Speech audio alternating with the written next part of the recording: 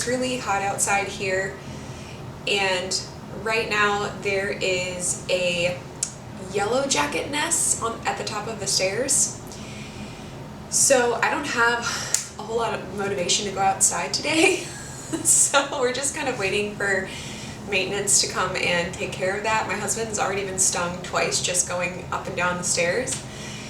And having a little baby, that really scares me. I don't want to get stung myself.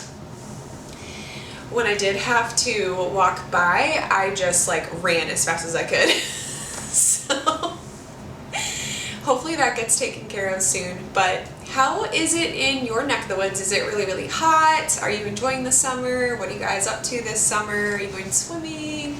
What kind of books are you reading? Let me know in the comments what you guys are up to.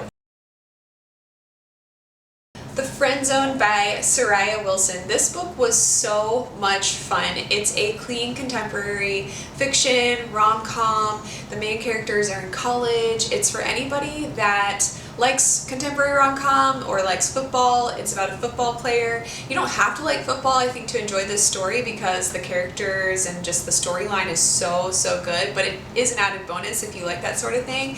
Definitely has a fall vibe, and this story follows Logan, who is a college football player that gets kicked out of his D1 school for making some bad choices, and he gets sent to a junior college where there's this coach with some very strict rules. The reason for these rules is he kind of wants to reform these guys and turn them into men and just help them get their life back on track. And so the rules are like, you can't cuss, you can't drink, you can't date, which is really difficult because Logan ends up running into the coach's daughter and there is an instant attraction. And so what ends up happening is they sort of come up with this like fake dating scenario, like he's gonna help her win the affections of this other guy that she has a crush on. So he's been thoroughly placed in the friend zone, but as you can imagine, there is an attraction there. So it was such a good time. There's so many laugh out loud, hilarious moments. And what I loved about this story was at the end, this guy Logan just had so much integrity. And I think we need more men like this in the world, like for real. Like you just have to read it and see. It was just so incredible, like the things he did to just show that he was a man of honor and just do the right thing. As far as any content warnings go, there are some pretty intense makeout scenes, but it doesn't go beyond that, so it is clean. But I would say it's probably more for like probably 18 plus. The characters are in college, so as far as the characters being in college, it is extremely clean because I went to a secular college and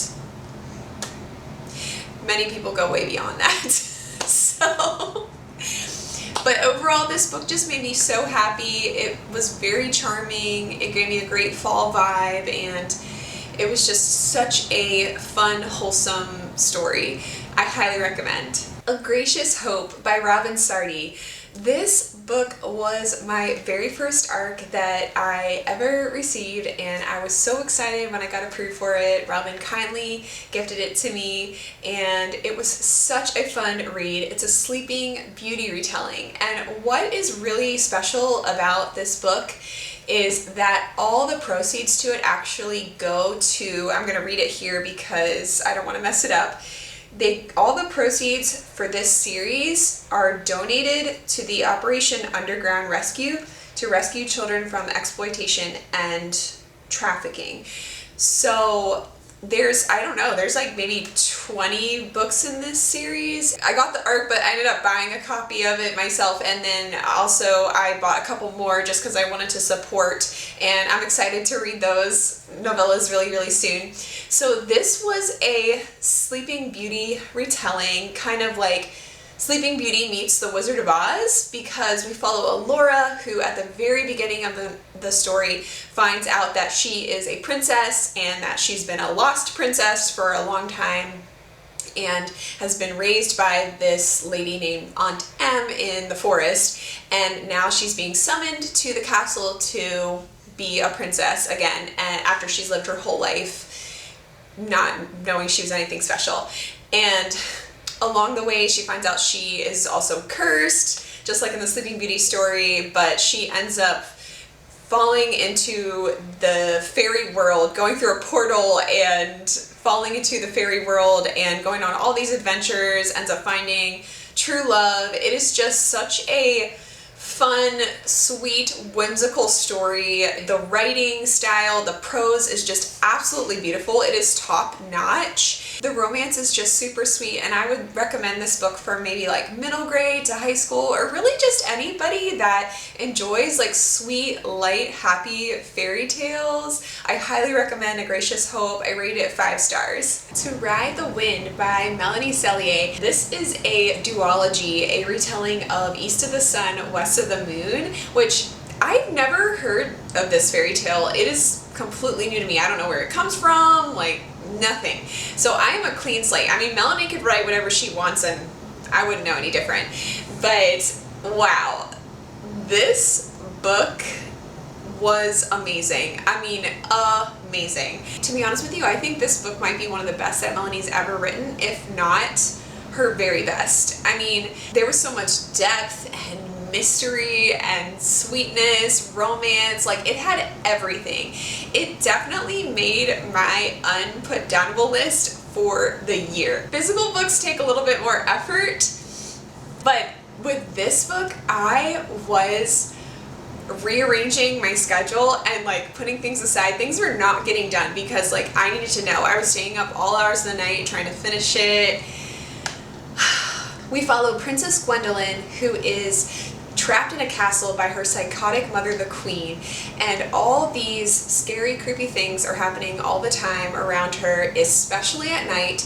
And then we also follow Charlotte, who is trapped in a dysfunctional family, and one day this really weird stranger just comes up to their house in the forest and offers to marry her, and she kind of sees it as like the only way out, and she is being pushed by her family to marry this person as well.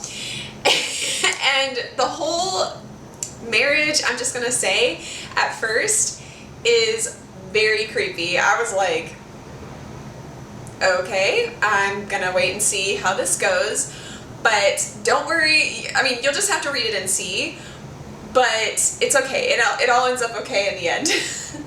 And this book just, I mean, it was mysterious, it was creepy. I was getting like Jamie Jo Wright vibes, and then it was suspenseful, and then it was sort of like a little bit felt like Alice in Wonderland at one point, and then it was all like hard eyes and romance, and it was so sweet. Since this book is a duology, the story is not over. There is a little bit of a cliffhanger, but it wasn't too painful. But I am so excited because the next book is coming out like July 19th. So I'm going to order that right away. That's not that long to wait at all. And I'm going to order that the minute it comes out because I cannot wait to see what happens. It's called To Steal the Sun.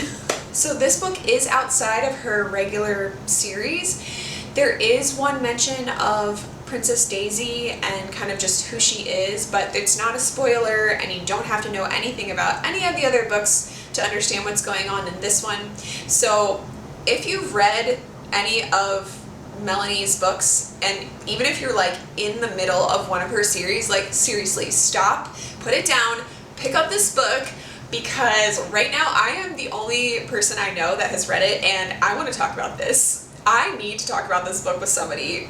So if you have read it, let me know in the comments what you think, and or like message me later on or something. But like I want to discuss this book because as a Melanie fan, like there was so much going on that like I need to talk about. So can you guess what I would rate this book? 5 stars? I mean, if I could give it 6 stars, I would. You want to talk about books? Yeah, you love books. Yeah. As far as any content warnings go, I would recommend it for probably 16 and above because it's the marriage of convenience trope.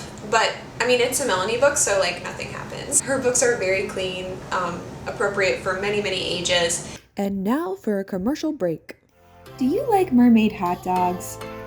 Do you like food that screams, "Don't eat me because I'm too pretty"? Well, stay tuned, because the Christy Makes Disney Princess Hot Dogs video is coming soon. Now, back to the show. Cinder Luna. Now, this book was a little bit of a surprise. It's by Marie Soleil, new to me author. I don't know anything about her. I don't know anything about her books. The main characters are both video gamers, so both the girl and the guy are video gamers. And so I wasn't really sure how that was going to go, but as it turns out, I loved this book. Clean contemporary fiction, and both the main characters are adults. I think they're in their like late 20s, early 30s. I can't really remember, but they are adults. We follow Luna, who is a young girl looking for a new start. So she moves to a small town to help her best friend plan her wedding, and on the way she meets a handsome stranger who she doesn't realize it, but she actually knows him in real life, because for years the two of them have been online best friends playing video games together, and they only communicate through Discord, so they don't actually know each other's identity. So the male main character and the girl main character, basically, he doesn't know that she's a girl. Kind of like a different spin on You've Got Mail sort of thing, but without the I'm gonna like destroy your life vibes in the meantime. So needless to say, this book gave me all the feels. In fact, I'm just getting so happy just thinking about it. Like, that's how happy this book made me feel, like reading it all the way through. It was just so adorable, and it had all the right cute, sweet, funny, romantic moments, like in all the right places. Like, it just, the pacing was just perfect, and I got through it so quickly. It was just adorable. As far as any content warning goes, it's very clean. There is a kiss, a very sweet, light kiss early on in the story that I thought was going to kind of ruin it a little bit, but it didn't. It happened, and then that was it. There wasn't any description, and then I believe at the end there's like a light kiss, but that's it. So it's very mild, very clean. As I said before, I absolutely adored this book, and I gave it 5 stars. Assassins of Fire and Sacrifice. This book was so good. This book is by Mary Meckham, who also is the author of Becoming Hook and Hunting Sirens. Loved both of those books. Right now, I think Assassins of Fire and Sacrifice is my absolute favorite of hers. I actually did this book as a buddy read with Lindsay, Tabitha, and Celestria, and we had a great time. What a book. What a book to buddy read. This book was so much fun. So it is about a girl named Alora who is sent to marry this prince who demanded a bride as kind of like a peace treaty. Azora is actually an assassin who has been raised to hate Prince Tarquin's country her entire life. So her real goal out of this marriage is actually to kill him. So you can imagine the kind of turmoil that would create right off the bat. So it's kind of marriage of convenience with a twist. Prince Tarquin also has some really cool powers. He is a phoenix, or well, he can shift into a phoenix, which is like a bird with like fire powers and healing powers and stuff like that. So he's got some really cool powers, and this book was so fun because the banter was just amazing. It's just so funny. It was just perfect in so many ways. On top of that, there is a fantastic plot twist that I didn't see coming. Any content or triggers, I mean, there's magic in it. It's a fantasy, but it's not too heavy on the magic. I mean, the guy shifts into a bird. It's pretty cool, right?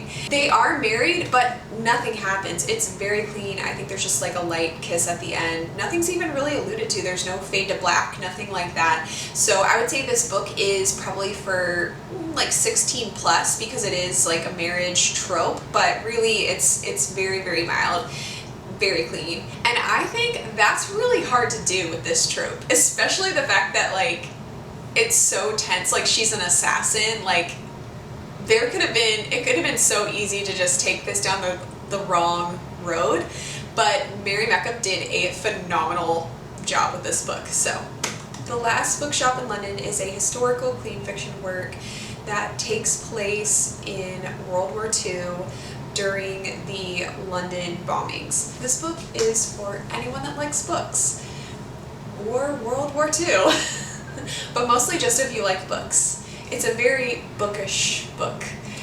I think George Anderson is every book girly's dream. So if you want to know what I'm talking about, you'll just have to read it for yourself. World War II just has a special place in my heart because my grandmother, that both simultaneously discouraged and inspired my writing career, always used to talk about it. And before she really succumbed to her dementia, I used to spend a lot of time with her, just like taking her out on walks and talking with her, and she would always talk about World War II because she was about 6 or 7 years old when they found out about Pearl Harbor, and she remembers that day perfectly, and she remembers the events that happened after that. They used to have blackouts in her town because she lived in a coastal town in New Hampshire. She lived right on the beach. So they used to have these blackouts where they couldn't have any lights on in the house at all because they were afraid that the Germans would fly over and be able to see that there were people living there and want to bomb them. So as a little girl, can you imagine like going to sleep and thinking like, are the Germans going to come tonight and like bomb my house? Like, I cannot. So that was actually something that was talked about in this book because they had to do the same thing in London, and they actually did get bombed in London. And what was so scary about it is like, even if these people would go into the bombing shelters, like sometimes the shelters still got bombed and they didn't make it. So this book had a lot of suspense. It had a lot of moments where you're like, are they gonna make it? Are they gonna be in the right place at the right time? But overall, the tone of this book was just so lovely and so charming, and it just showed how books can just help you through the hardest of times. I think another reason I relate to that is because during the COVID era, that was another thing that I really escaped to. I think that was happened for a lot of people as we escaped into books. And so it kind of just reminded me of that, and I felt a really great heart connection. And of course, it did end so wonderfully and it ended so happily. So you don't have to worry about this book causing you a lot of like stress or tears or anything like that. I highly recommend it. I think it should be made into a movie, honestly. I rated this 5 stars. Song of the Sea is by Deborah Grace White, and this book was so much fun. It is for anyone that loves Little Mermaid retellings or just stories about mermaids in general. And what I loved about this book is that it took such a different spin on the whole mermaid tale. In fact, it had a different trope than I'm used to seeing in mermaid stories because it was a friends to more trope. I find that in a lot of Little Mermaid retellings, it's very insta-lovey. It's like they have like 2 or 3 days to like fall in love and get married.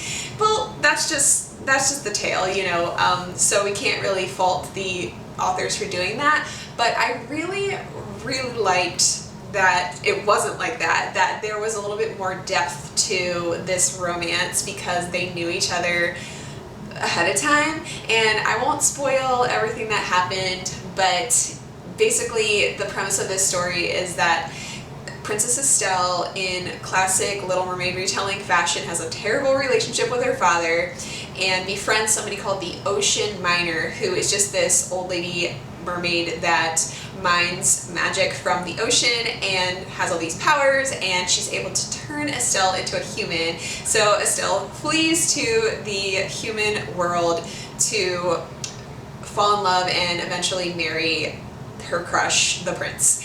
So and another thing that was really great about this tale is that Deborah Grace White used a lot of elements from the original story, which is not actually a happy story, but she was able to turn it on its head and make it wonderfully happy. So I really enjoyed this tale. I rated it 4.5 stars.